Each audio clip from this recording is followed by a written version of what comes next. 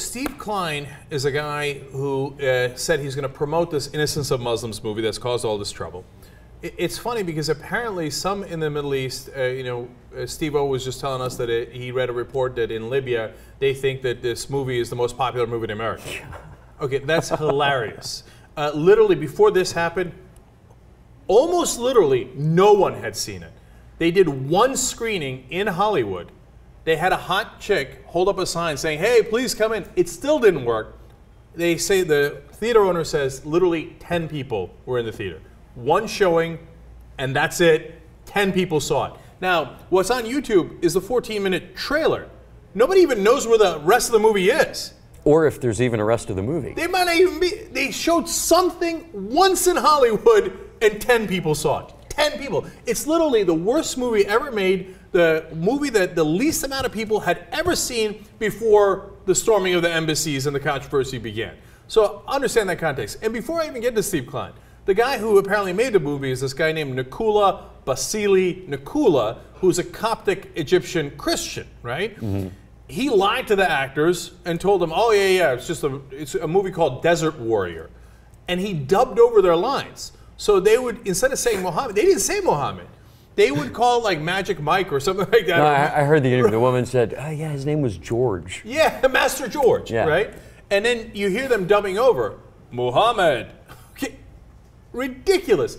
Anyway, this guy, this Nikula character, turns out, according to the latest reporting from Daily Beast, was a meth cooker.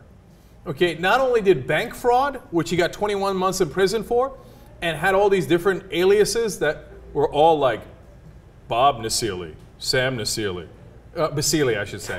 RJ Tobacco.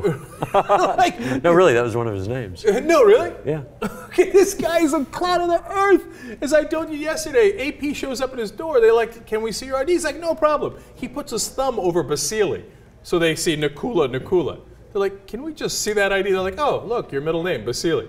He's like, "Yeah, whatever." Okay, the worst scam artist of all time. This two-bit crook that put this movie together. Does he speak for the United States of America? Are you kidding me? He's a joke. Yeah, but you got to understand, it would be hard to get worldwide protests of people burning flags of Basile.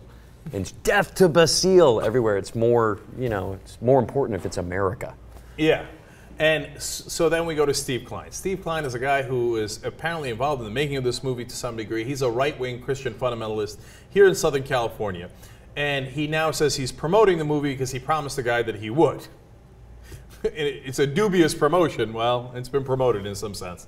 By the way, the guy who actually promoted the movie was a fundamentalist Muslim cleric in Egypt who showed it on TV and said, "Attack." Okay? Mm-hmm. So now, what has Steve Klein done, this clown of clowns? First of all, let's give you a sense of who he is. Let me show you the video. Reuters went and interviewed him. Here's one of the things that he said.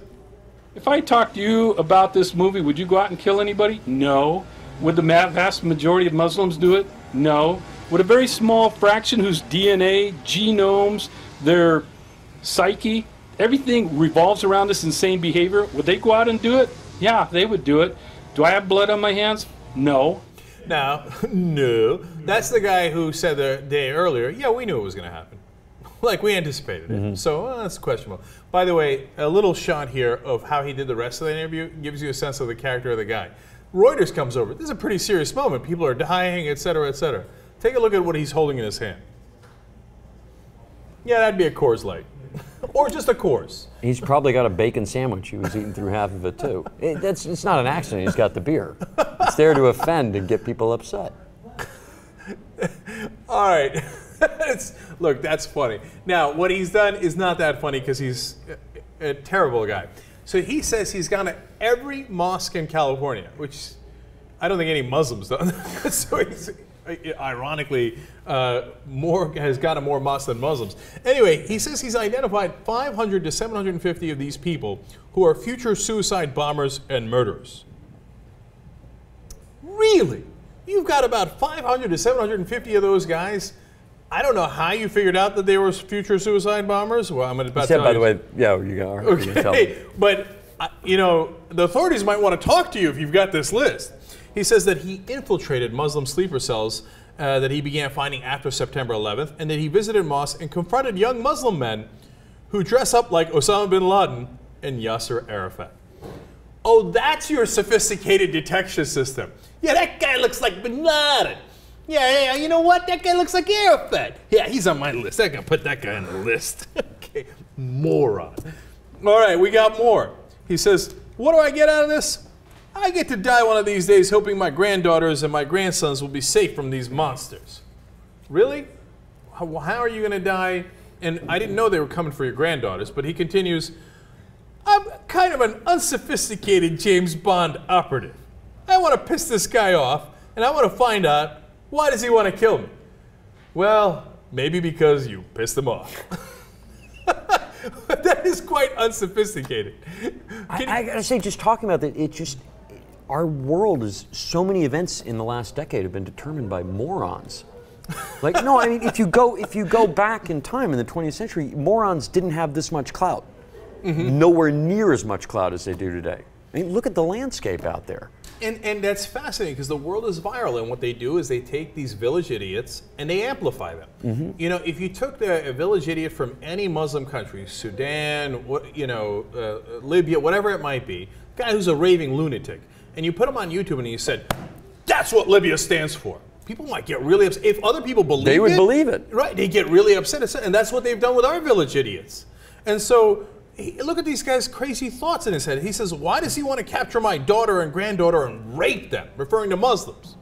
What? They don't. They have no interest in your granddaughter, let alone raping her.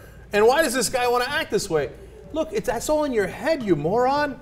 There's nobody coming for your granddaughter. Nobody's coming Muslims? for you. Yeah, what the hell? And then, funny enough, he says about his critics, oh, my critics, they're just wife beaters and pedophiles. Those people are screwballs. End of comment. I love the irony of this guy calling anyone else a screwball. So this is this Nakula character and the Steve Klein character are the guys who started this mess. Of course, they don't represent America. They're like the dumbest people in America, and they don't speak for us. You gotta understand that. And of course, it's fundamentalists on both sides taking advantage of this. They're just whipping each other up.